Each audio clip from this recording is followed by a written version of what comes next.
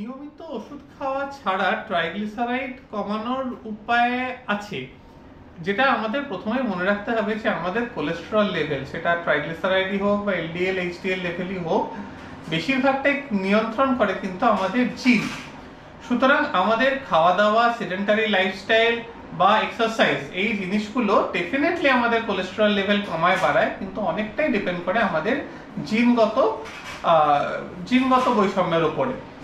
সুতরাং triglyceride level যদি অনেকটা বেশি থাকে, আপনি কিন্তু ওষুধ ছাড়া কমাতে পারবেন না।